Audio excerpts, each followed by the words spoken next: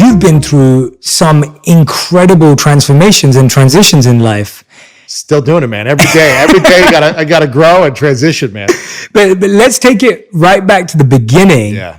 Because I think that there was, obviously, when you took out the mask of masculinity and you started talking more about your childhood and experiences you'd been through that had formed your life today, and you started to get this courage to be able to share it, which took so much vulnerability and humility and so much from you. Yeah. Tell us about how that and coming to grips with that opened up more growth in your life. Well, I think we all have some type of trauma that we've dealt with, whether it may be neglect, abandonment, sexual abuse, emotional trauma, something, or someone just said something to us that we felt like we've held on to for decades that we can't forget. Some kid, a friend, a parent that said something to us. And so I don't want to minimize or maximize anyone's trauma because everyone has their own stuff they've been through. Personally, I grew up in a small town in Delaware, Ohio, which is as middle America as it can get.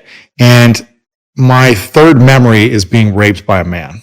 So I have very few memories from my childhood before 5. But when I was 5 years old, I was raped by a man. He was probably 16 or 17-year-old guy who was the son of a babysitter that I would go to after kindergarten. My mom was working. My dad was working. I was the youngest of 4. And so they were always working till later at night. So I would go to babysitters every day, and that's one of my first memories is this experience. Except for 25 years, I never told anyone because I was so ashamed that if people actually knew this about me, they would not love me. They would not like me. No one would want to be my friend. They would look down on me, all this stuff. I would be less than a human if they actually knew that I was sexually abused. And I think that was a lot of the conditioning of just growing up in the 80s and 90s, especially in Ohio, and I think in the Midwest in general. Not everyone had this, but I think where I grew up, I wasn't allowed to put my arm around a buddy of mine. You know, when we hang out, it's like we hug each other. I pick you up. It's like we put our arm around. I jump on you. I know, you jump on me. I'm like, I love this. But that wasn't acceptable as a kid growing up for me. Like, I wanted to put my arm around people and like hug my friends, but in school, they would push me off and call me names. Don't be a little girl. Don't be gay. Don't be this. Don't be that. Like, it wasn't cool to be affectionate, even in a non-sexual friendship way. And so when I saw that, I was 8, 9, 10, 11, 12, that other boys didn't accept me for putting my arm around them as a friend. I was like, if they actually knew about me, what I've gone through, they would reject me from society. It was kind of the story I told myself. And I also just didn't have examples of, I was in sports and I never saw athletes opening up about sexual abuse. I just never ever saw it. I never saw them opening up about mental health issues, which is what's happening now, more doing that. But as a kid, I never saw that model. And so I just said, okay, I got to act like this didn't happen. I got to be as tough as I can so no one can hurt me again. I have to be as big and strong as possible to make sure that no one ever abuses me again. And that was kind of the story of my life for 25 years. My brother then went to prison when I was 8 until I was 12. He got caught up in the war on drugs in America in the 90s for selling drugs to an undercover cop. So in a small town, there wasn't a lot of people in the neighborhood whose kids went to prison that I knew of. He was the only one. And on my block, everyone knew that my brother was in prison. So that meant the other parents wouldn't let their kids hang out with me for 4.5 years, essentially. So now I have this time where I'm not hanging out with people. I'm essentially trying. I remember one time I had to spend money to hang out with a couple of kids who had a club in their basement. They had like this little private club. And I had to either answer a couple of questions that they asked me, and if I got it right, I could be in the friend club, or I had to give them money. And they asked me a couple of questions, which I still don't know the answers to today. And I remember feeling like, okay, I'm so dumb that because I'm not smart, people don't want to hang out with me. And I went home and begged my mom for money. She put it in a little shoebox, all the change she had, to give them so I could hang out with them.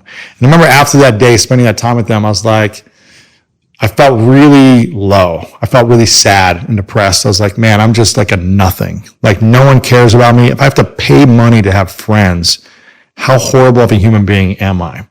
I think those moments like really shaped me. And I said, I'd rather be like isolated and alone than being around people that don't care if I'm like, you know, that I'm so dumb they don't want to hang out with me, or if I can't provide them with money. I was like, I'd rather be alone. And so I spent a lot of time alone, observing people and dealing with my own insecurities for pretty much throughout my teens. And I really look at my life in 4 phases, like preteen, teen to 22, my 20s, and then 30 to now, which is 37. It's been kind of like 4 phases, which has been very confusing up till the last 7 years. And it wasn't until I finally opened up about sexual trauma and sharing it out loud, first with a small group of people, then with my family and friends, then to my platform and to the world. It's still the most downloaded thing I've ever shared out on my podcast. You know, it's still something I get every week from people where they're sharing in about how they're opening up for the first time, because I didn't have a model growing up.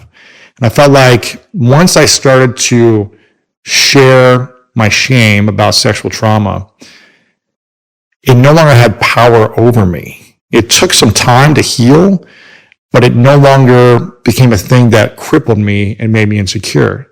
It's kind of like, you know, in 8 Mile, where he's like, this happened to me and they cheated on my girl and this, and I shot myself and whatever. It's like, once I started to share a lot of vulnerable things that I didn't want anyone to know about me, then I learned who my real family, who my real friends were, and I could start to fall in love with myself more. And I don't think I ever loved myself fully. I loved the mask that I wore. I loved like that I'm a jock, that I'm an athlete, that I'm successful in business, but I didn't love the inside. And I think it's a hard life to live if we don't learn how to love ourselves. Mm-hmm. So that's been the journey. And, you know, I was also in the special needs classes. I almost flunked out of English senior year. So it was just a challenging, I just remember really happy times growing up, because I never learned how to love myself.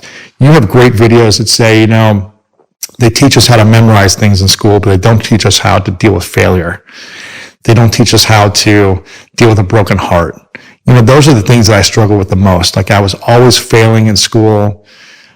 No girls liked me. You know, I was always heartbroken, all this stuff. And I didn't know how to lose gracefully, because my whole identity was tied around winning and gaining acceptance from people when I won in sports or when I broke a record. It was like people acknowledged me and they saw me for the first time because I had a talent, whereas I never felt seen as a kid. You know, my parents saw me and they were there for me, but the story I said is people don't care about me, even when they did. And I think I just never learned the skill of loving myself until 7 years ago, really, the process. And if people could fully love themselves and be proud of themselves, there'd just be a lot less mental and emotional suffering. So that's been kind of the journey in a nutshell. I mean, that's phenomenal, man. Like, it's, you know, when I know you as you now, over the last 3 years, you have one of the most kindest hearts I know. Mm. You're one of the most open and loving people I know. You're without a doubt one of the most generous people I know. And to me, it's like, I can't ever imagine you not being those things. Yeah. Because you do it so effortlessly in one sense. It can appear that way. So if I would have met you 10 years ago, I probably wouldn't even recognize you, right? It's like, yeah, you're a completely different person, but I didn't see that life. I've seen only the last 3 years of you being like this incredible source of wisdom for the world that's gone viral, and a great heart and a thoughtful mind. But I think a lot of us go through these challenges, yeah, you know, and we're in the public, so we're talking a lot about our life. And so it can be very scary if we haven't accepted ourselves to then say, this is who I am. I know Michelle Obama talked about mild depression, I think it was a couple of days ago or recently, based on when this podcast comes out, where she's like, I'm struggling. And she shared it publicly for the first time, which I think is really courageous. But when people are in the public eye, it's almost like we're forced to tear down our masks and our walls. Otherwise, we're being inauthentic to ourselves if we're only putting out this perfect image. And for years, I put out a perfect image, or this ideal of like who I wanted to be in the world. And I was afraid of what, if people really saw who I was, they would never accept me. Kind of like when I was a kid. If they truly knew what happened, I wouldn't have friends. Mm. And again, I realized like at 30, enough was enough. I was dealing with so much inner suffering. On the outside, everything looked great. Making great money, sold a business for 7 figures, had girls that were interested in me. I had cool stuff. I was playing sports. People were admiring what I was accomplishing on the outside, but I was never proud of who I was on the inside and what I was afraid of. I had such deep insecurity that if anyone knew who I was, no one would ever love me. And I think once I got to a place of fully accepting myself, starting a healing journey and sharing it with people and realizing I'm not dead. Like, I'm not going to die here, and people still love me and people still care about me. Even more, they like me because I'm being more real. It creates a deeper connection. And that's when I started to realize, like, oh, there's this thing called vulnerability that is actually probably the biggest superpower in the world that most people don't use. And that's kind of all I've just done. It's just been more and more open, more and more real. And it's still hard. It's still hard to do sometimes, but I feel like it's the only way. And there are certain things, I'm not saying you should just publicly talk about everything of your fears and your insecurities.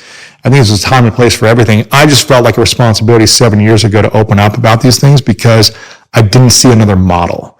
I didn't see another, jock white man opening up about stuff. And now when I see guys like Kevin Love talking about having mental breakdowns on the court and actually writing articles and speaking, being an advocate for this, I'm like, great. Now there's more athletes that look like him who might feel comfortable opening up at 10, at 12, at 14. I saw a young NBA player, I'm forgetting his name, recently shaved his head on Instagram and said he's doing this and he feels free because he was sexually abused over and over as a kid. I think he's a rookie NBA basketball player. And I'm like, this is amazing that someone's posting this on Instagram who has a platform, because he's starting to heal. And maybe he's a young black guy. And I'm like, maybe there's other young black men who would never open up about this. And now they have the permission to share. And I think that's incredible. So I felt like a responsibility to start opening up publicly about these things. And I think you do such a great job on your videos of addressing all these scary things that are hard for us. Depression, mental illness, cheating, relationship breakups, divorce, all these things that people are scared to go through, you're addressing. And I think that's what's helping heal the world. Yeah, man. When I hear you say every example that you're sharing right now, it's almost like you had to choose to do the hardest thing. The scariest thing is the way, whereas Ryan Holiday says the obstacle is the way, your greatest fears is the way. This is something I've been doing as a kid since my teens, of realizing, okay, what are my fears? Because these are holding me back from being the greatest version of myself. So every year I would create a list of my biggest fears. I remember when I was a teenager, it was girls. I think every teenage boy is afraid of talking to girls, getting rejected by girls, all that stuff. It's very scary. And for me, I remember it was I don't have confidence around girls. I don't know what to say. I'm a stutterer. I don't have anything funny. I just stumble over my words. And I said to myself, okay, the summer when I was 16, I said, every day when I see a girl that I'm interested in or is attracted to, I'm going to run, not in a creepy way up to them, but I'm going to run towards them and start a conversation. When it gives me little butterflies, I don't care if I'm at the pool or the gym or walking down the street, I have to go up to them. It was a challenge. I love it. For 90 days to do this. You should have videoed it. I should have, I wish. And for 90 days I did this. And I tell you what, the first couple of weeks I was just humiliated. It was the worst feeling in the world because I faced my greatest fear: rejection, humiliation, not being enough. They don't like me, whatever it is. And by the end of the summer, I kid you not, I must have had, 50 phone numbers and just lots of fun. I'm not acting on any of these things. I'm just having fun and overcoming a fear. And I think if human beings were able to create more contained challenges for themselves to overcome their inner insecurities, that's the greatest game you can play. I used to play a lot of physical sports, but this is the greatest inner sport that you can play, is writing a list of your biggest fears and then giving yourself parameters and a time frame. So I did this with girls and I was oh, it worked. I feel confident I can say hi to people without being afraid. Then when I was 23, I did it with public speaking. I could not stand up in front of 3 people and say anything without sweating, without trembling. It was that crippling. And I know public speaking is a big fear for a lot of people. And I met someone who was a professional public speaker, and I said, tell me what I need to do to overcome this fear. He said, you need to join Toastmasters. You need to go every single week until you're not afraid. So I gave myself a year. I said, I'm going to do this every single week. I would film my speeches. It was horrible, but every week I would get better. And at the end of the year, I remember being able to speak in front of this group of 15, 20 people in the club and speak without notes, remember my speech, give it with poise, give it with everything I needed to do. And I was like, wow, I'm not afraid anymore.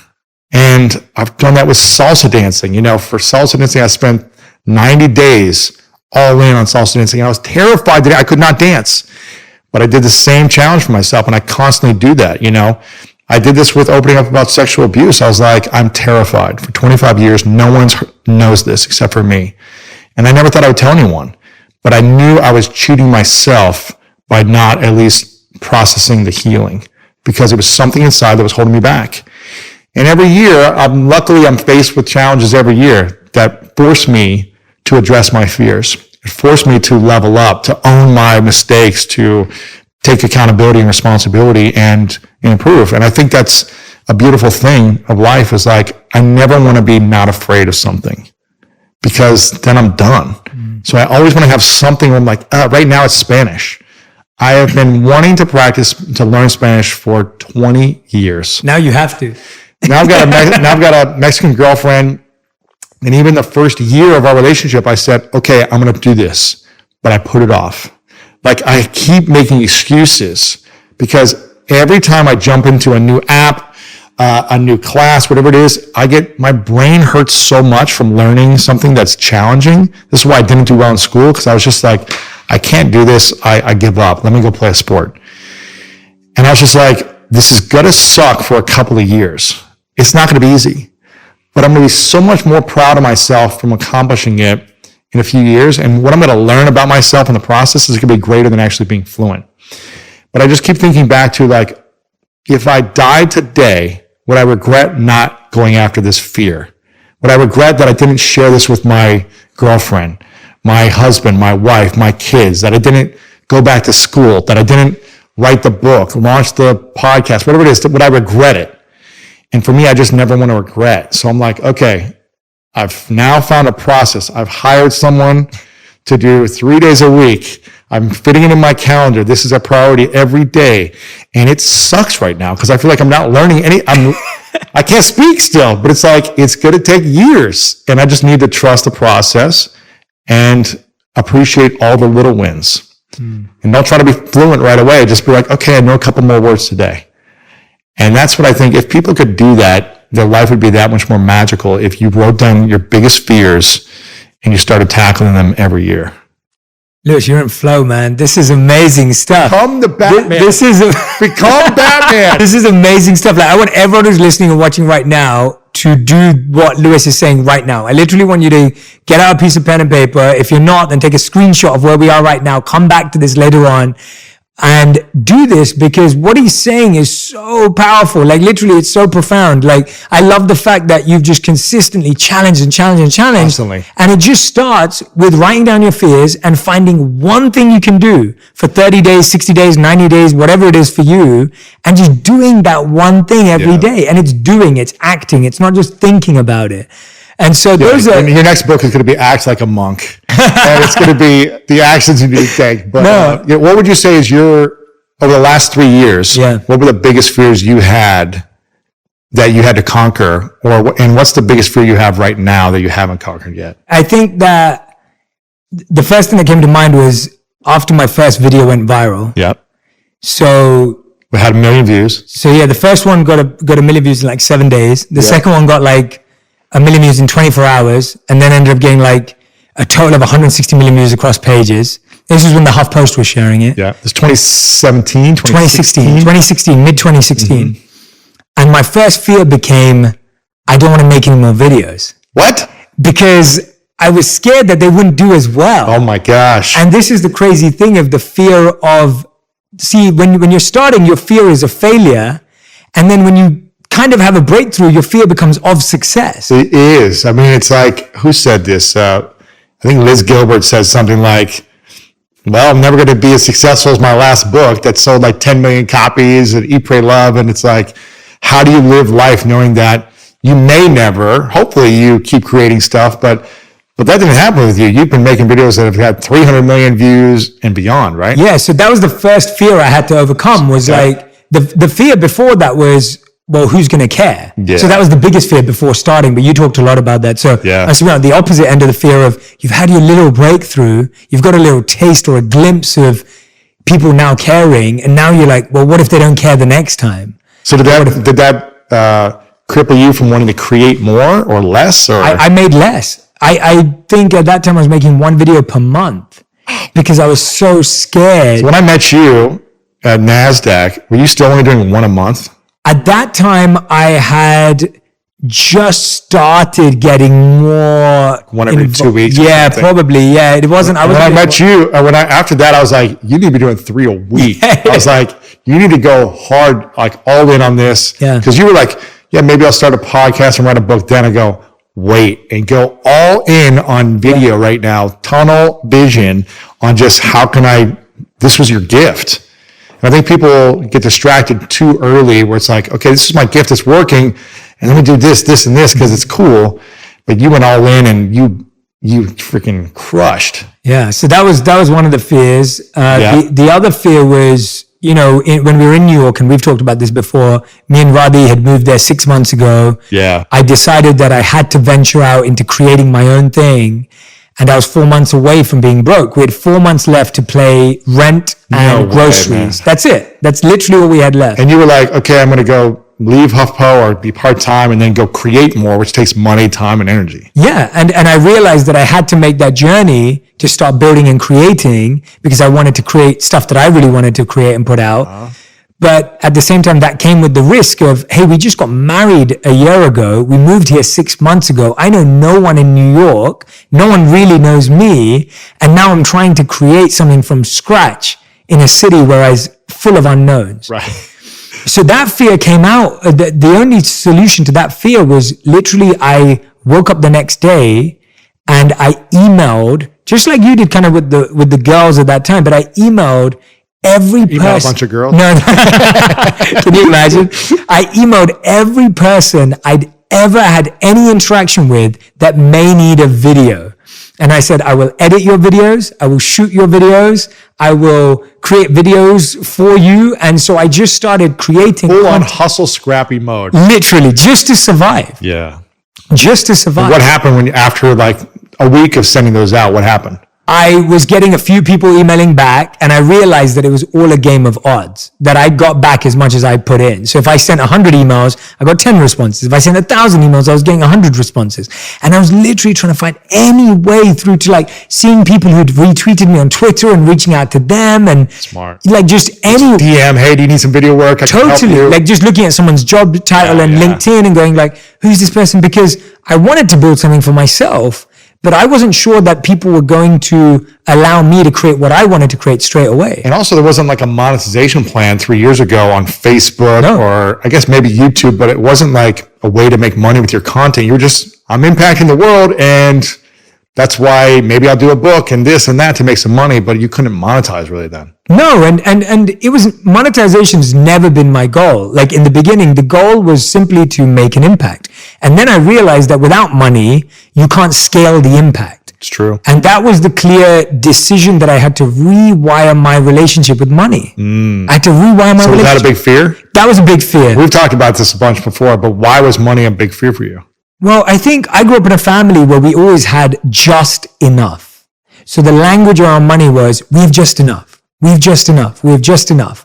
And almost there was, not necessarily through my parents, but there was a negative kind of narrative that I grew up with that to be rich or wealthy, you had to backstab, lie, cheat, steal, or do something dodgy. Or not be there for your family or, Correct. Sacrifice time. Totally. Like it couldn't be done in a healthy way. You couldn't become wealthy in a healthy way, right? Right. Like that was kind of... What was the switch for you then when you realized oh no, like money is a good thing to make more of an impact, and I actually need to focus on this or overcome this fear?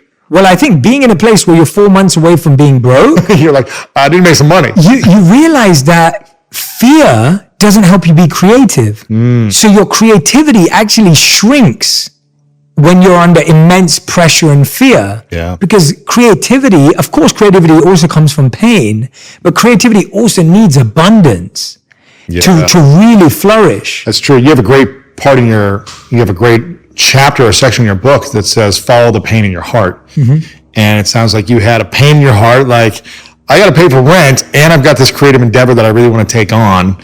And so you went all in on that. Yeah, exactly. The fear now that I think that I theoretically understand, but I'm still working on. That I haven't done yet is I wish I could talk to every person that followed me on social and share my heart with them. Like I wish, my fear is that people don't understand my heart. And theoretically, I know that no one will ever fully understand me. And so I have to be able to let go of that.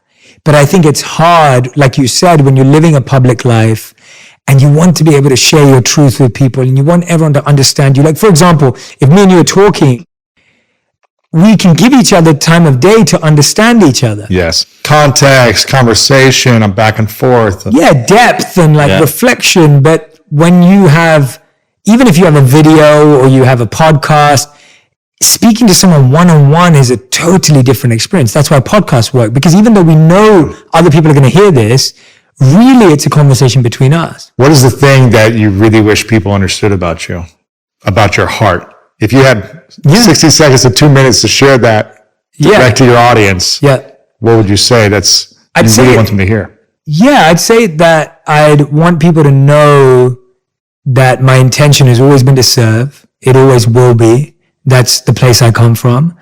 And that I try my best every single day to do what I love in a way that can help other people grow. Yeah. And that I'm not perfect. I don't have it all figured out, but I'm learning along the way and I'm sharing what I've learned. Yeah. And that to me is probably in 60-second version. Sure. What would you say yours is? What would you say? Well, I think it's a lot of pressure especially since you're a monk, you probably have more pressure because people assume that like you're supposed to be this perfect spiritual, I don't know, I'm just making an assumption, but that might be part of the pressure. And I think people need to understand that we're all human beings just trying to like figure it out. And I know your heart and I know what you've been through and I know the challenges and things you've overcome. And I think it's unfortunate that anyone with any size of an audience has a pressure to be perfect with everything in their life. And there's so much happening in the world right now where they're just canceling everyone, where it seems like it's exhausting. Like you have to be perfect. And that's why people are more afraid than ever to be vulnerable, because it's just another thing to knock people down. Yeah. Well, that's what I was going to ask you. Has there ever been a time where you felt you were vulnerable and open, or actually you found people took advantage of it or distanced themselves from you? Or have you always found that vulnerability has acted in this superpower? And there's no right or wrong answer. I really want to know, like, have you always found that vulnerability? And then what is that vulnerability if that's the case? How was it done artfully? The first thing that's coming up is I was really worried. I didn't think people would receive me for opening up about sexual trauma. I thought they would like say nasty things or whatever, distance themselves. But it was like the complete opposite, where that vulnerability really, and again, I wasn't doing it for some type of marketing strategy. I was just like, I need to get this off my chest and I wanted to share it. Gosh, I'm trying to think of like being vulnerable, a time where it didn't work. I feel like it always works out. I think, a year and a half ago, I was going through a breakup, and that was a very vulnerable time for me because I had people that didn't have the full context and weren't actually reaching out to me to ask me questions. They were just making assumptions. And that was more of a painful challenge to go through, of realizing, oh, here's who my real friends are. And here's who people who have just like always taken for years. But when I'm going through something where they don't really know what's going on, they make assumptions and they don't become vulnerable with me. So that was like a moment where I was like, man, that kind of sucks that but it was also great in the fact that I learned who my friends were. Yeah. And so it was like I got to purge a lot of people, and you were really instrumental in helping me, like, people are going to come and go. You can't hold on to relationships, and you don't want to hold on to a relationship if they're single-sided, or if they're judgmental, or if they're whatever, righteous about something, without actually taking the time to be thoughtful, ask questions, listen with an open heart, and hear what's actually really going on. Mm-hmm. And I think that was a time where I was like, it's hard in the moment when you're in it, but I kept saying to myself, I'm going to have hindsight now. Hindsight now. But the end of this year, it's New Year's Eve. Like, I'm going to be in a completely different place, and this is all going to be happening. That's powerful. It's all going to be happening and serving me in a much greater way. That's going to set me up for something that I would never been able to do in the future. And I feel like the adversity that we go through sets us up for incredible things, but it's so hard to see it and go through it in the moment. But by the end of that year, I was with a woman, the woman of my dreams. I was purged relationships that were takers of me for years, just wanting me to promote them and help them and make introductions, who were only single-sided. I purged these judgmental people out of my life. I developed deeper relationships with the people I had who were there for me, you being one of them, and I freed myself of the need to please other people. Yeah. And that was another fear of mine, which is like, I want everyone to like me. Mm-hmm. I want everyone to understand me. Kind of like you. It's like, but if they actually knew what was really happening, they would know what's going on in my heart and all these things. And so when I freed myself of that, it was like, I'm in the healthiest relationship I've ever been in. And I'll tell you why. She's the woman of my dreams. Yet, if we broke up tomorrow, I'd be okay. Because I'm such at peace knowing that this is happening for me, and she's in my life for a reason right now, and hopefully it lasts a long time. But if it doesn't, for whatever reason, we weren't supposed to force it. And it's setting me up for something that I learned to use in the next relationship or the next part of my life. And I've never been I'm getting chills right now because I've never been in a relationship where I've been able to say, like, I'd be okay if it didn't work out. And that's why I stayed in relationships too long, because I was too afraid to let it go and feel alone and feel insecure. And now I'm just like, if she broke up with me, or if we decided it wasn't the right fit, I'd be at peace because I'm not attached. This is something you taught me, is about really being unattached to the outcome, like being unattached to whatever it looks like. And knowing that if I keep focusing on my heart, if I keep focusing on giving, if I keep focusing on growing, if I keep focusing on loving people and loving myself, then I'm going to reject and attract the right things in my life, whether it be my relationships, intimately, business partnerships, friends. You're going to repel people that don't want to be in that energy, and you're going to be a magnet to beautiful things. Mm-hmm. And that's why, like, the first time in my life, in my mind, I'm like, my mind is calm and my heart is at peace because I'm not attached to something needing to look a certain way. It feels beautiful. What a beautiful place to be, man. I'd be sad. Listen, I don't want to end the relationship. I'd be sad. I'd be like, okay, I'm sure there'll be some grieving, but I feel like I've been through so many hard things in my life, emotionally, internally, that I'm like, I'm fine. I'm okay. I'm alive. I'm here. And it's almost like that thing that didn't work out pushed me up higher to the next greater thing. Yeah. And that relationship taught me this lesson that's allowing me to do this thing. And this person is getting me to actually learn Spanish, which has been something I want to do for 20 years. And this person got me to open my heart and talk about sexual abuse. And it's like, it's all helping me and serve me to then serve and give more energy to the world. And I think that's what people need to look at, is like the challenge that I'm facing right now, the adversity you're facing, whether it be COVID, a relationship, you lost your job. Like, you need to look at this as the greatest gift of your life, because it is. If you look at it as the greatest adversity, then you'll stay in that space for much longer until you realize this is a beautiful gift and it's serving me. Where do I find the lesson, and how can I lean into the lesson and grow from there? That is beautiful, man. Well said. Like, that is truly just, like, you're speaking to our hearts right now. Like, that is such a beautiful place to live. It sounds like, because it is a complete relationship with yourself. Gosh, man. First, which is what you started with. I think the most interesting relationship we have is the relationship we have with ourselves. Or source or God or higher power. But I think the self-image we have, like I remember looking in the mirror as a kid and not loving myself. And if you can look in the mirror without narcissism, but actually like pure love for all that you've had to overcome, all that you've been through, all you've accomplished, your way of being, how you've been kind to human beings and kind to yourself. And if you can fully look in the mirror and say, I love you, and I'm grateful for you, and I'm proud of you. Those are three of the most incredible things that a person could say, because most people can't say those things today. I bet if you're listening or watching this right now, that there's a lot of people that can't look themselves in the mirror, take their clothes off down to their underwear and say, I love you, I'm proud of you, and you matter, right? Those three things are probably things that it's hard. Maybe you love some things, but you don't love everything. And there's a lot I want to work on. I'm not perfect. There's a lot of flaws, but it's like at the end of the day, I ask myself, did I show up and do the best I could like you? Did I give to the best that I could? And am I following my mission, my purpose? And think like a monk, you give a clear outline of how to discover and follow your purpose. Without a purpose, we are really feeling lost. And we're going to feel like we're never enough because we're chasing a bunch of things that aren't the mission.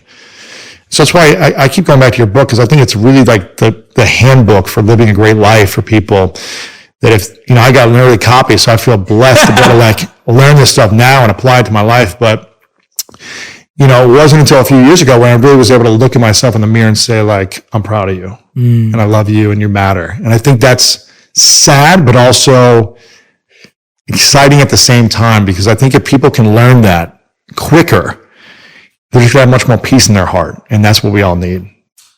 Lewis Howes, man, this is literally everything you're saying today is just like, it's hitting the heart. Yeah. Like I'm hearing you speak today and we speak often. So I'm used to having conversations with you. We always have like 3-4 hour conversations, whether we're walking or sitting. But everything you're saying today is like going straight to the heart. Like it's just decluttering for me. Yeah. And so I'm hoping that everyone who's listening or watching right now, you're listening to Lewis going, I need more of this guy in my life because he's so clear, so crystal clear. Yeah. And I can tell that it's because you've done the work over the last few years. Like this isn't just, saying those things that not just theory. Yeah, it's not theory, and it's also not just reading the lines, right? You're not just saying that to yourself in the mirror to say it to yourself. Yeah. You're doing the internal work to be able to say that to yourself in a genuine, authentic way. Yeah. With the understanding still that you want to grow. Yeah, listen, I'm not in front of the mirror every day saying these things to myself. You're not? No, I'm not like in my underwear, but I've done it before. Yeah. And I think you need to ask, it could be a reflective question. Could I stand in front of the mirror and look at myself? And every day I think about something every day that is, I don't meditate every day, although I try to. I wish I was as disciplined as you, 2 hours in the morning, but I do about a 15-minute meditation almost daily, called the Soul Sync. That's really worked for me. But every day, it might just be a few minutes, but every day I think about the greatest version of myself. What does like the greatest version of Lewis Howes look like? And if he was from a distance walking towards me, if I could soak that in for 10 seconds, the way he walked, his posture, his energy, his aura, his love, what would I be feeling? What would I be experiencing? I try to imagine myself, the greatest perfect version of myself walking towards me and then staring me straight in the eyes. And I try to imagine what are the things that I'm not doing that are not getting me closer to that right now? How can I eliminate those things? What are the things I am doing that's going to get me closer? How can I do more of those things? And I'm a big visual guy. So for me, visualization allows me to paint a picture in my mind and hopefully apply it in the real world by taking action. But that's my meditation. It's like, what's holding me back? What's missing? And what does that greatest version of me have when he walks close to me? And I think if we look at our lives like that, where we start to imagine, what could I do? Not that I'm ever going to reach that, but what could I be doing better? And am I closer every single day to that great image of myself that I want to be? The thing that makes me proud, that makes me feel like I matter and that I love myself. And I think it's a powerful technique that I use daily to help me get there. Dude, that's so powerful. It's fun.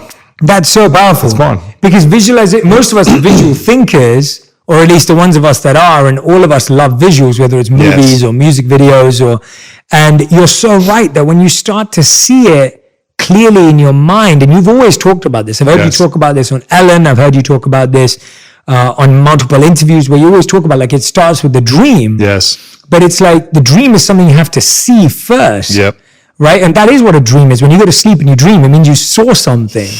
Yes. And that's where it starts. And I want to start here by talking about something that you've got that started as a dream, that started as a visual in your mind, that now is about to reach its 1,000th episode. Yeah. Which is your podcast, The School of Greatness, which is what the first book was based on. For those of you who haven't read it, this is Lewis's first ever book, New York Times bestselling author of this book, The School of Greatness. But you're on your 1,000th episode. Crazy, man. Yeah, I remember as I started to go through my healing process 7.5, 8 years ago, I had an idea. I was like, I just want to interview great minds, and because I'm learning from so many great people. I was a great networker, and I would get a seat at the table and I would get a one-on-one call with them. And I was like, man, I just wish everyone could hear the information that they're sharing.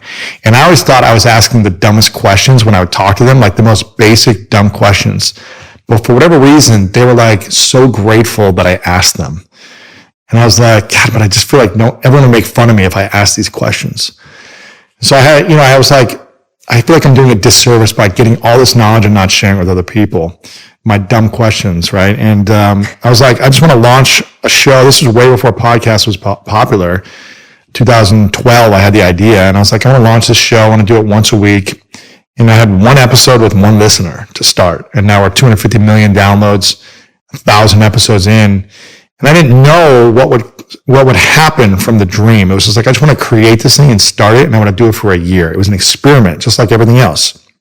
Because I wasn't a polished interviewer. I didn't have radio skills. I wasn't like an on-camera host. I was none of that. But I was like, this is an experiment to overcome fears, to put myself out there and allow people to hear me ask dumb questions. And hopefully, based on me learning, they can learn. And I think a lot of people that have a dream of doing something, they're just wrapped up in so much fear that if you could just get it started and be consistent, you'll see so many beautiful things that come from it.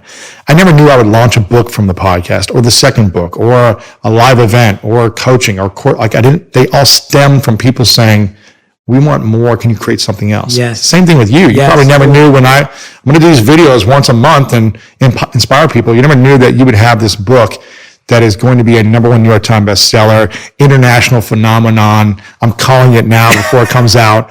You didn't know you'd have a podcast that's now one of the top 50 in the world on iTunes. You didn't know these things would come from it, but you had a dream of like, I just want to create videos that inspire people. And because you leaned into your talent, your skill set of being like a great learner from your education years to monk life, to then being a great teacher, and your love for movies and creativity and putting it into your creation in a unique and different way, you had the trifecta, the perfect storm that allowed you to share your gift with the world. And it worked. And so you kept leaning into it. And then because of that impact, okay, you're going to have this book, the podcast, TV shows, movies, like whatever you want to do is going to happen. But if you never overcame the fear of putting out that first video, and then the fear of success of doing it consistently, you wouldn't have the rest of this. I think about that all the time. I consistently think about what my life would be if I listened to the rejections and the failures and didn't put that first video out. And I wonder how you would feel. And by the way, anyone who's listening or watching right now, you can tell that Lewis is a really good interviewer because he keeps making it about the other person. And that shows you why he's such a brilliant interviewer. Like, it's like, why are we talking about me again? Why do we keep talking about me? And I'm not trying to make it about me at all, but this is Lewis. This is why he's such a great interviewer. And when me and Lewis, we've interviewed a couple of people together or been at tables where Lewis is asking questions. I actually believe that you ask the best questions. Like when you ask a question, it's often a question I've never even thought of. And I definitely don't think it's stupid, but there's a depth to the way you answer because you really want to hear you really want to learn. Yeah. And you have that. And I remember one of my monk teachers teaching me that. He said that if you ever feel you gave a good class, or if you ever feel that you gave a good sermon or a lecture, He said, you should always remember that it is because of the sincerity and eagerness of the audience. And he said that if you felt that you delivered, it's because that audience was so receptive to hear. It's like we've both been at conferences where we've spoken, where the audiences were not engaged, and you might have been like, I'm up here dancing like a monkey, freaking sweating, jumping around, telling the best stories ever, and it feels like crickets still, and everyone's on their phone, and you're like, but when you go into a room where it's just like, they're just sitting on the edge of the seat because they're just excited to hear you, whatever reason the context was set up, you're just like, you can say whatever, they laugh in a moment. It's probably like a comedian where it's like, you go into a comedy club, and if they're not receptive, you got to work. It doesn't matter if you do your best stuff, it's about the audience. But you're that guy, you're that receptive audience, always. I love to learn from everyone. I think you have a chapter in your book on how to learn from everyone. And this is one of my, I guess, as I reflect back, like every adversity is for us if we find a lesson in it. I just felt like, why am I so stupid? Like every year in class, I never got above the bottom 4 in our grade cards. So they used to rank us. I don't know if they did this in London, but they used to rank our grade cards. And I never got past the bottom 4. Ever, from my memory. And I remember it was just a confirmation of how stupid I am. It was just like, nope, you suck. It doesn't matter how many tutors, how many special needs classes you're in, you're never going to be smart. It was like the story. But I was like, but I feel like if I observe people differently, and if I learn to connect with people in a different way, and if I ask different questions, and I just observe human behavior, people will still want to connect with me, not based on how smart I am or my grade card, but because I just care. And I remember hearing the quote, I think it was from Roosevelt, that was, people don't care how much you know until they know how much you care. And I heard that as a teenager, and I was like, I have a chance, like in this life, because I'm never going to know as much as anyone else. I'm always going to be the dumbest person in every room. And in fact, I try to be. And yet, it's not a competition of who's smarter or who's not, and it's not a competition of who cares more or not, but just showing that you do care is always going to be to your advantage. Yeah, absolutely, man. Absolutely. But I want to do a quick activity with you with the 1,000 podcast. Okay. I'm nowhere near, so I can't imagine. What are you on right now? I think we're on we're nearly reached 1.5 years. So, and we do 2 a week. Yes. So 150, is that right? Exactly. Yes. Yeah. We're like at 170. Okay. We're a little like 10th or a 5th of what you've done. Yeah. So when you look at 1,000 episodes, and I really do want to focus on this because, you wrote a whole book about the podcast with interviews. Yeah. I want to focus in on a few, and I know it's not going to be an easy exercise because you know what's coming. But the reason why I'm going to ask these questions is because I want to hear how much these are not just questions for you. They're really like you're in your own classroom. Yeah. Like, we're in Lewis's classroom, which is the school of greatness. Yep. Which is what's so beautiful about the name, because it's almost the school you didn't have, the school I didn't have, and the school no one has. School I wish I had. Exactly. And so you've created that. So let's start with, who do you think in your podcast would have made a brilliant school teacher? Which guest would have made like the best school teacher that you would have? I mean, that's pretty easy. I think you would have been the best because you were a teacher and you struck. I'm not just saying this because you're here. You're probably the first one I'd have thought of, even if you didn't say that. But because you just know how to structure challenging things into easy concepts. And for me, that's what I'm always trying to bridge the gap from. This is a challenging concept. I don't understand this. So let me find the expert who can make it simple, and then I can ask a question, dissect it, and say, okay, so you're telling me that if we just do this, this, and this, we'll be happy, right? It's like, how can I solve these problems?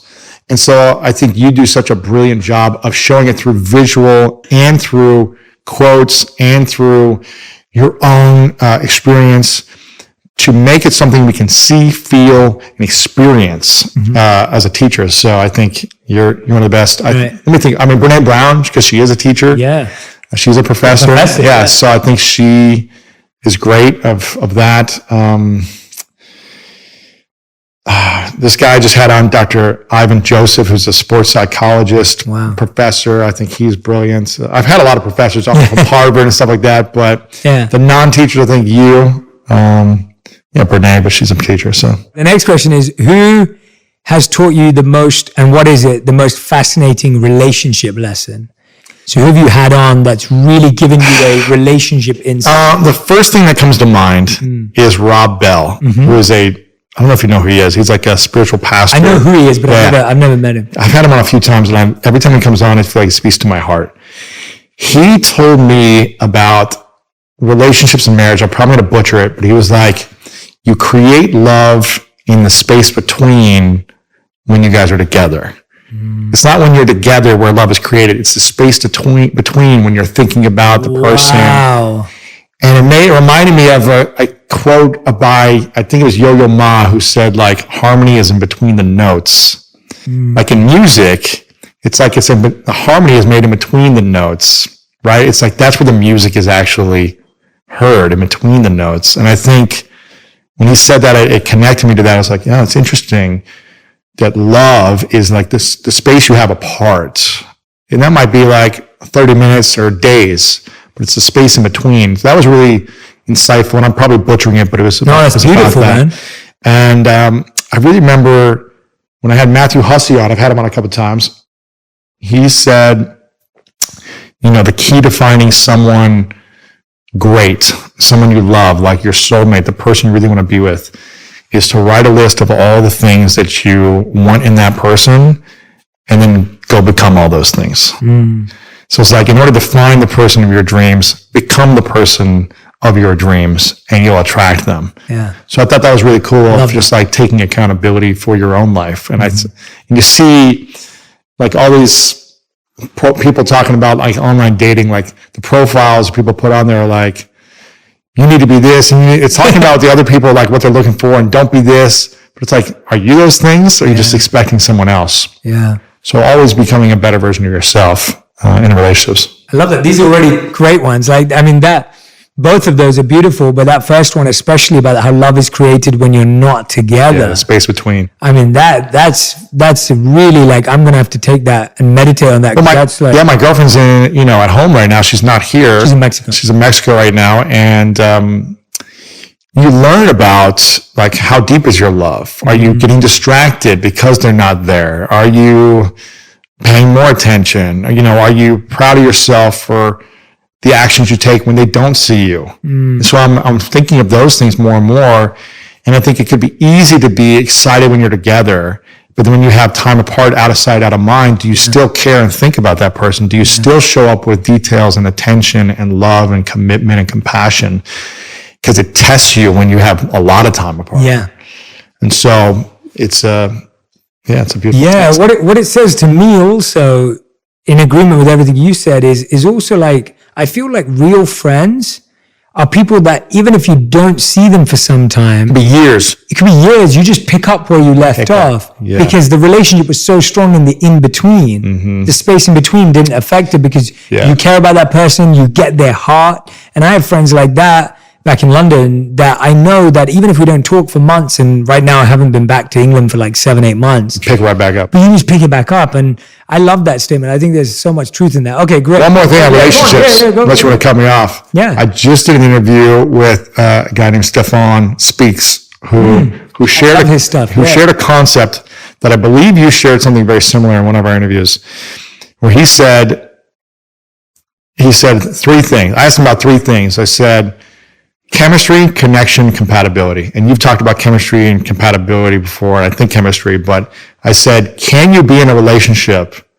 Can it work long term where you're truly fulfilled without one of these things? And he said, yes, compatibility. You don't need compatibility to be fully like magnets. He's like, but you can't do it with just connection and compatibility alone. You need chemistry.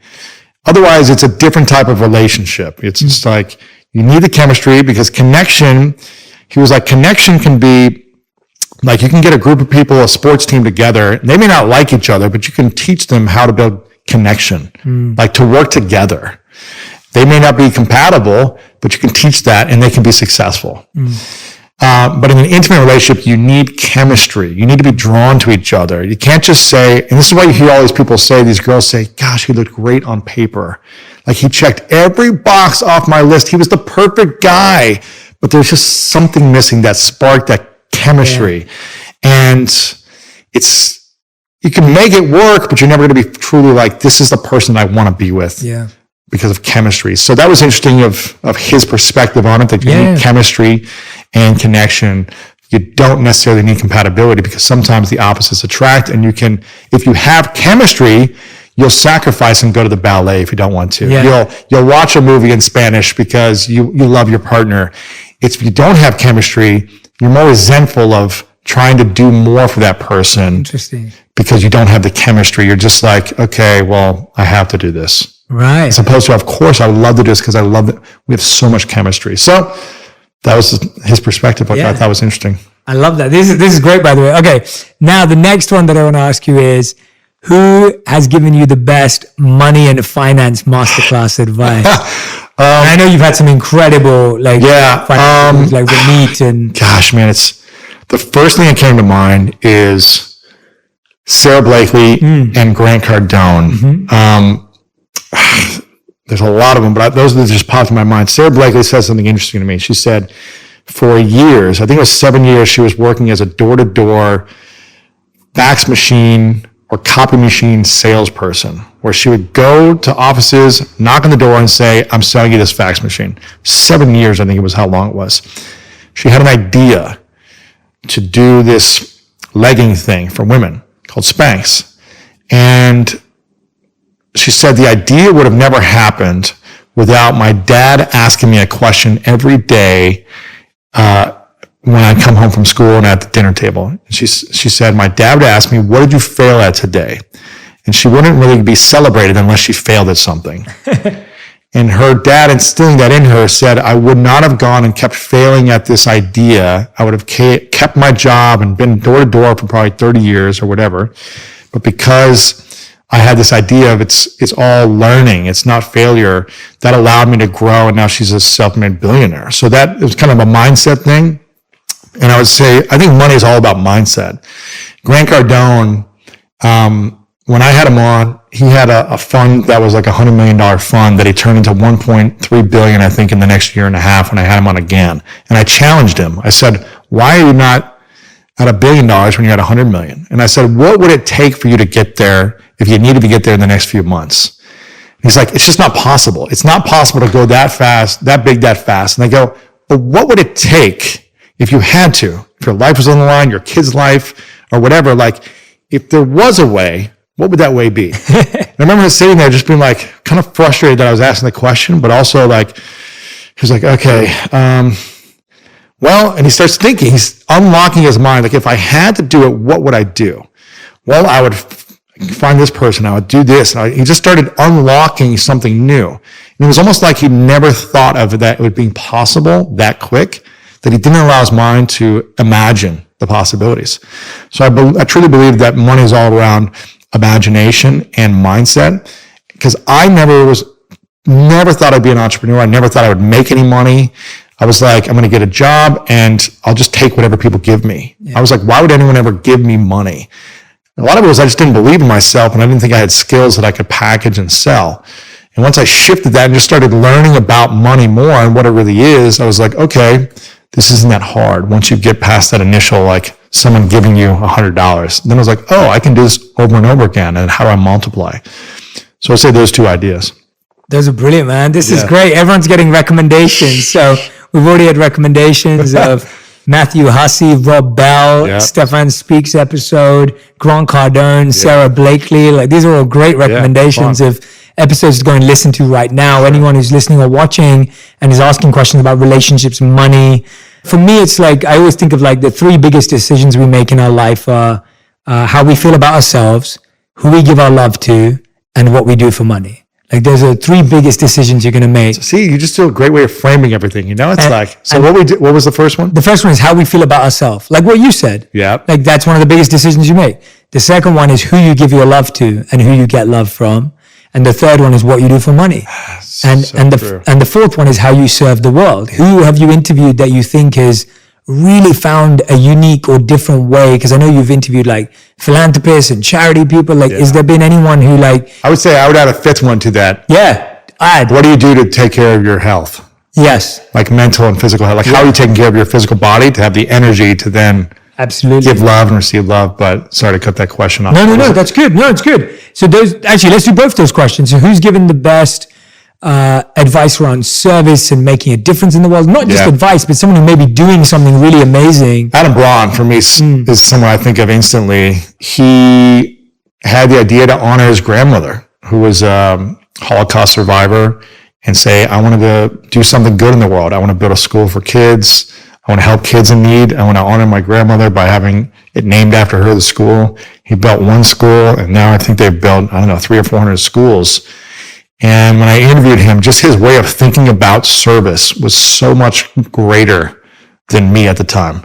I was just like, man, his life is truly on purpose. Like this is the essence of on purpose is Adam Braun and his commitment to serving his cause, which was education for all, because he believed that if we're educated, we can make better decisions, we can have better tools, resources, we can help our family, help ourselves.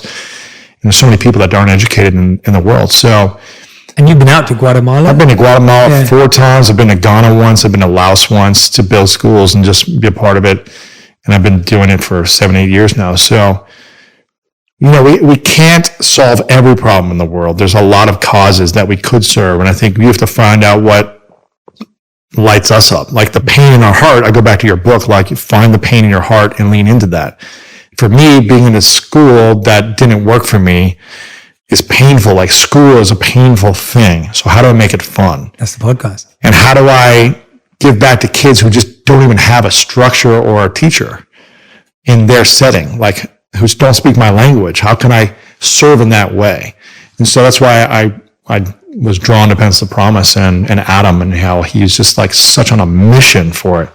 So for me, I think it's pretty inspiring. Yeah. I love that, man. And then you added the 5th one, which I agree with. Who's given you the most interesting, like, physical well-being insight? Because you've been an athlete. You are an athlete. Yeah. You understand your body really well. You love taking your body to the extreme. Yeah.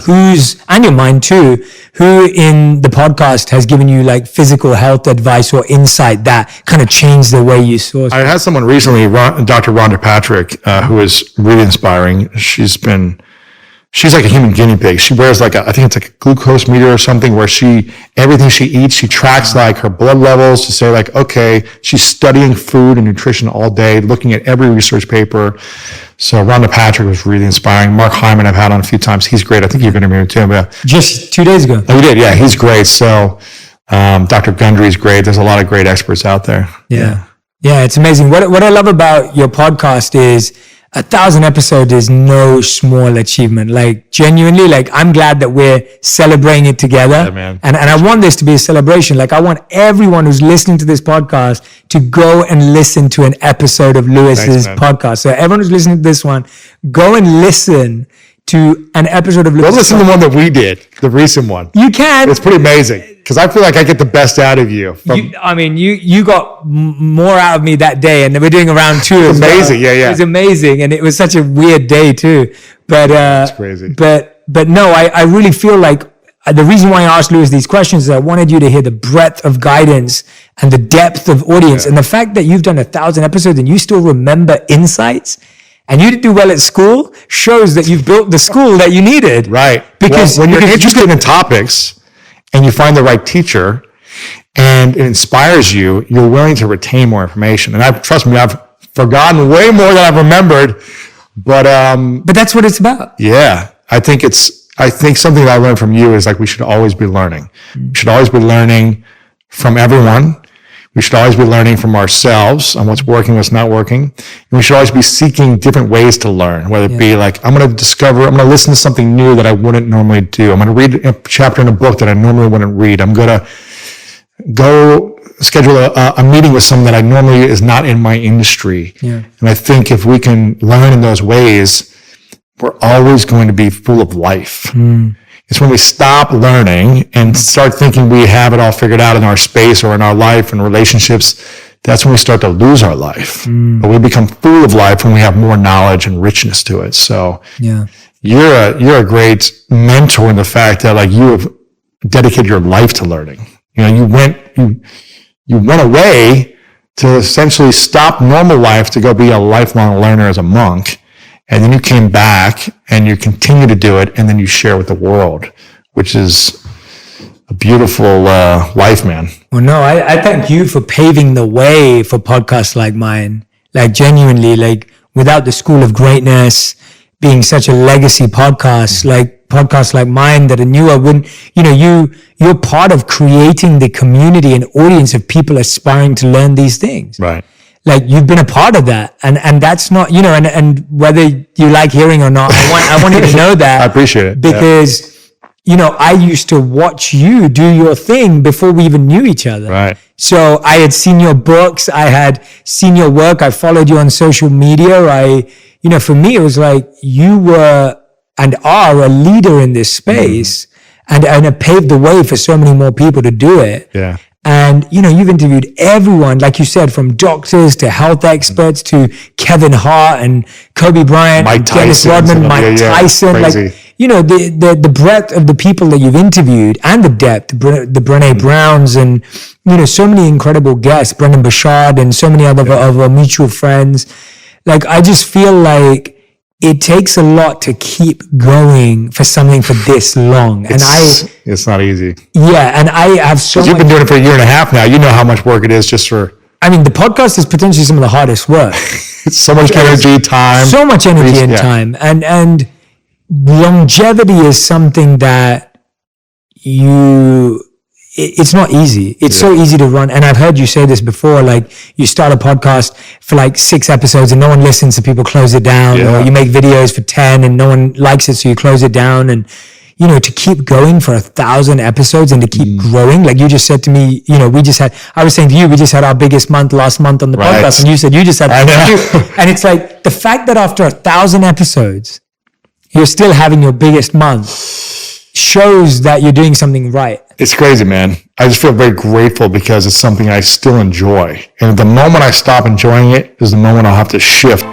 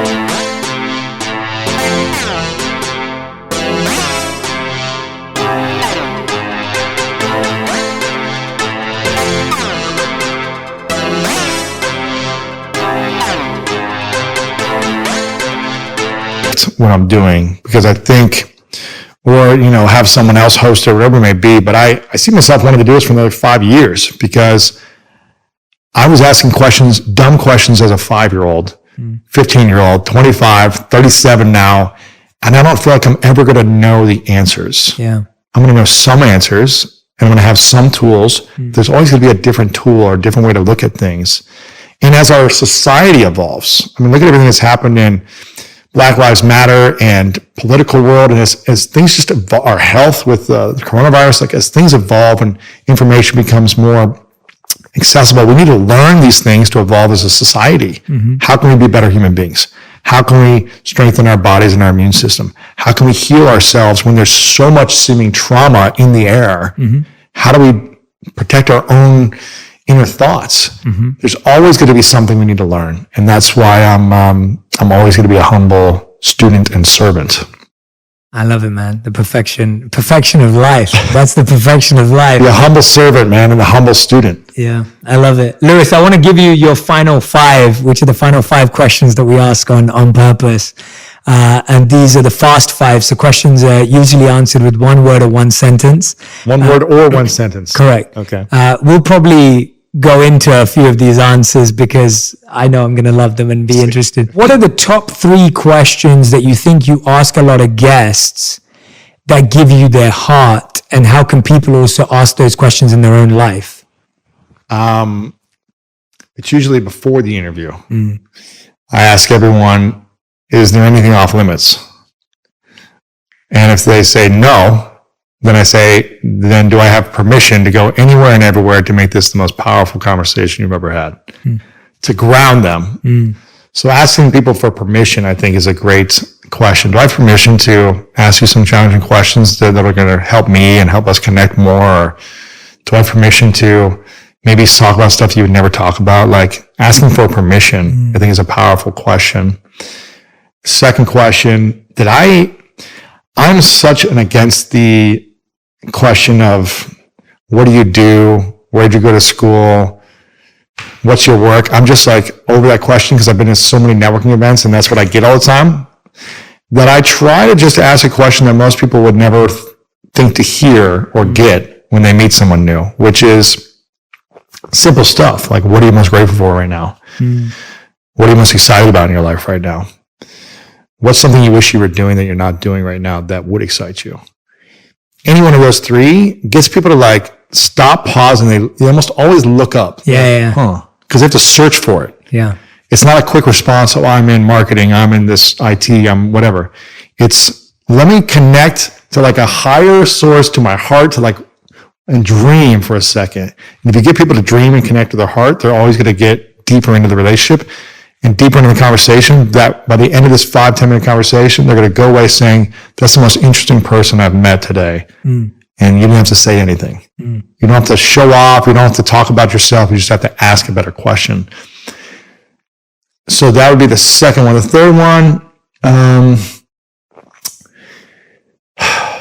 what are you most proud of in your life? I think people really like to think about the things they're proud of. And it also thinks about what they're not proud of. So it gets them focused on how they can become better. So those three things. I love those, man. Okay, so number one challenge for everyone listening and watching right now, I want you to ask those three questions to someone in your life. Yeah. Because they're such easy questions to ask. And actually, even the permission question is so beautiful because it's going to allow that person to open up to you. To be more vulnerable. Yeah, I love that. Yeah. Yeah, it's gonna improve vulnerability in your life. Yes. So everyone, I want you to find one person this week that you're gonna ask those three questions to because they're beautiful. Okay, great.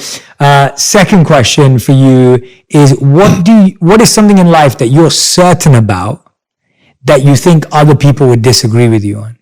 I mean, something I grew up in, which is a philosophy, a religion, a mindset that, two things. One, I grew up in a religion called Christian Science, which is actually the same religion that Ellen grew up in.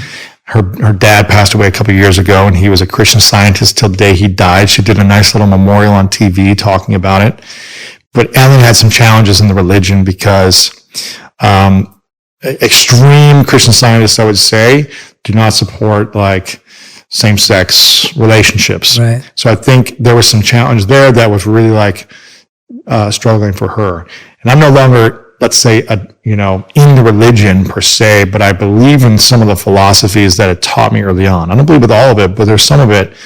And number one is we are just an idea. We are thoughts. And we are spiritual thoughts. And we can heal the physical body through spiritual thought. So that's one thing, idea that I think people would say, well, I don't agree with that because we're matter and this and the. Right. And my grandfather used to tell me that Christian Science also stands for CS, the letters also stand for common sense. And that if you are in pain, if you've broken something, go to the hospital, get it set, take medicine if you need to, so you can get back to a place of a peaceful mind and then heal yourself with your thoughts. Yeah. So it's funny coming back and doing the podcast now, hearing guys like Joe Dispenza and Marissa Peer and all these other great, and yourself talking about like it's all in the thought, it's in the mind, it's in like how you think about yourself and how you reflect about yourself.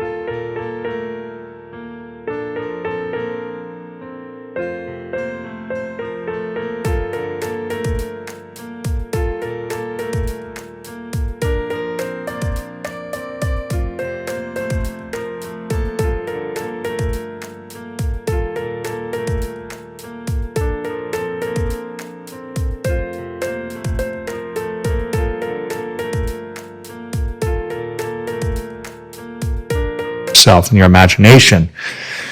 That I'm like, this is all stuff I heard growing up in this religion. So I truly believe that we are spiritual ideas, even though I wrestle with it sometimes when I feel physical stuff and I'm in a physical body, but we are led by our spiritual thought. The second thing is a lesson my dad taught me as well. He never celebrated my birthday. And I think you've seen a video of me talking about this. I love that video. And I remember when I was like 9 or 10, I was upset around my birthday time. And I was like, Dad, why don't we celebrate my birthday? Do you not love me? And my friends have, the kids in school have like birthday parties and this and that. They get cakes and balloons and presents. And I never got anything. And I was like, do you not love me? And he said, I love you very much. Yeah. But I love you so much that I don't want to celebrate your age because I never want you to be limited by how young or how old you are, because so many people that he knew would always say, I'm too old to do this. Wow. I'm too young to do this. I could never do this. My time has passed. And I was like, you can still buy me a cake, Dad. Like, take me out to ice cream. And he did. He just celebrated me in other ways. But that lesson has stuck with me because it was painful and it hurt me that it didn't happen for many years. But when I learned the lesson, I started to really appreciate and say, you know what? You're right. Like when I was an early teenager, I was like, screw it. I can be a varsity as a freshman. Like, who cares if these guys are 4 years older than me? I've been working harder for the last 4 years. I can play with these guys. Like, I never doubted myself and my abilities to have a shot at something. And I think it was like this, I don't know, it was this, I just didn't have a programming that limited me early on in certain things. I'm sure I'm limited in other ways, but it wasn't holding me back from going after what I wanted. And I think that never has held me back from like launching a book or a podcast or events, like things I'd never done in my life and didn't know how to do. It didn't stop me from trying. So I was grateful for those ideas. Those are amazing, man. Yeah. Those are big ones. They're deep ones. I love those. It's interesting what you were saying about your father. And it's really about understanding why he did it, which is what makes it so interesting.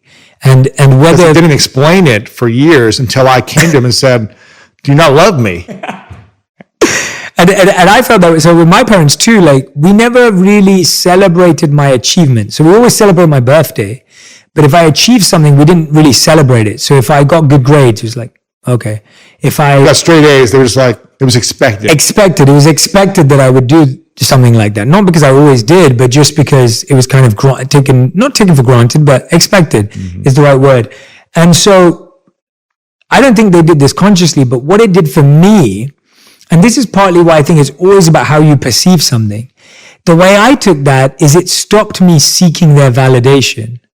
Because they never had a big response to what I was doing, I just started having my own response to what I was doing. Right. So I stopped wanting them or needing them to be proud or to be excited for me or anything, because I was like, powerful. I'm just going to give that to myself. So was that a good thing then, that they did not acknowledge your accomplishments? Or I think for me, I took it as a great thing. Yeah. And then the other thing that it gave me was I always stopped being complacent, because we didn't over exaggerate a celebration. I could always gradually go and go, okay, what's next? What am I going to build next? What am I going to focus next? And I think my wife definitely has brought more of a celebratory aspect in my life. You've been we to need my, that. We do need it. Because me and you were just like, okay, it's done, go. Yeah. Next, bigger, better.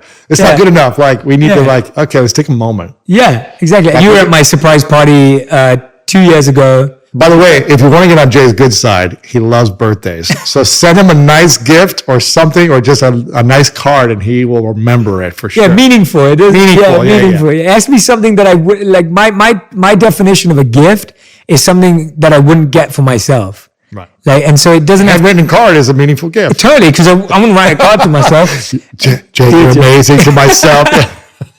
No, I appreciate birthdays because my parents always did a big thing on birthdays. Yeah, of course. But yeah, you've been to my parties, and my wife has really brought celebration into my life because she comes from a family where they celebrate a lot.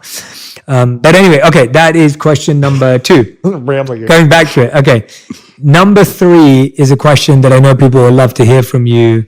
If someone wants to start reading, what are 3 books that you would recommend that have had a big impact on your life? I mean, I've only read about 15 books in my life, probably cover to cover. So, the ones that have been impactful on me is The Alchemist, which I think is one of your favorite. Love it. Yeah.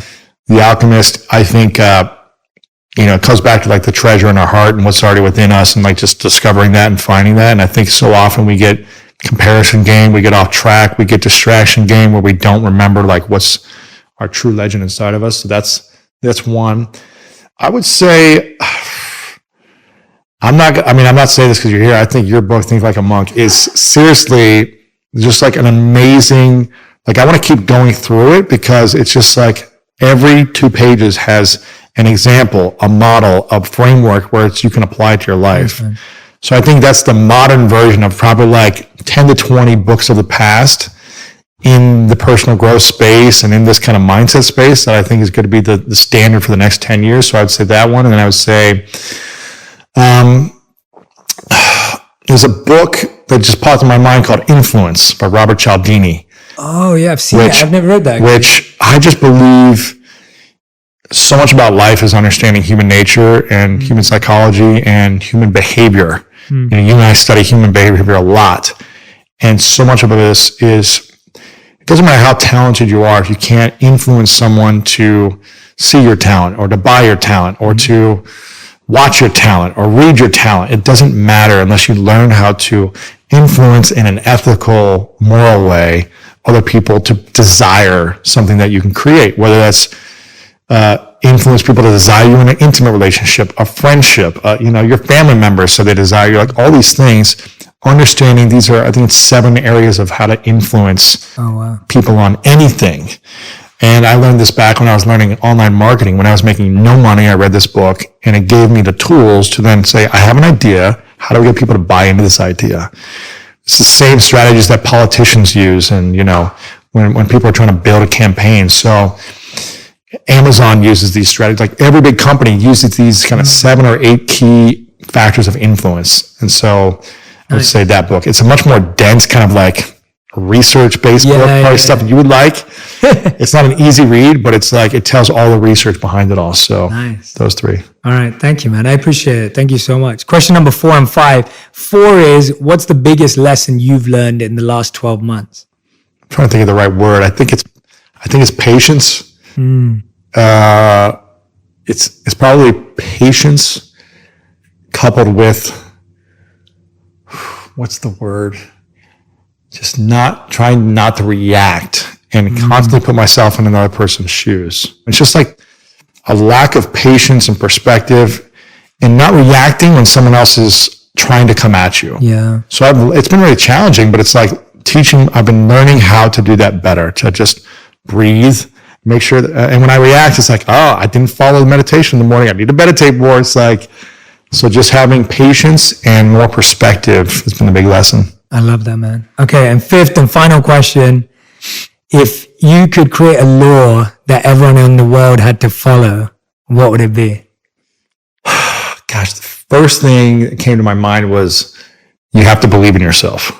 Because I believe that... Oh, what a law. I believe that self-doubt is the killer of every dream.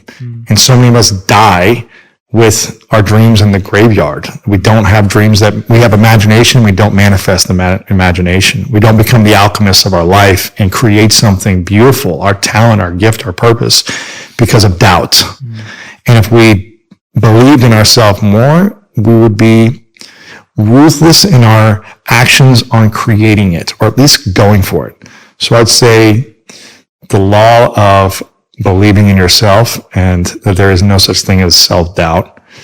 That's the first thing that came to mind, but I would also say like just loving and having more compassion, like the law of love and compassion, because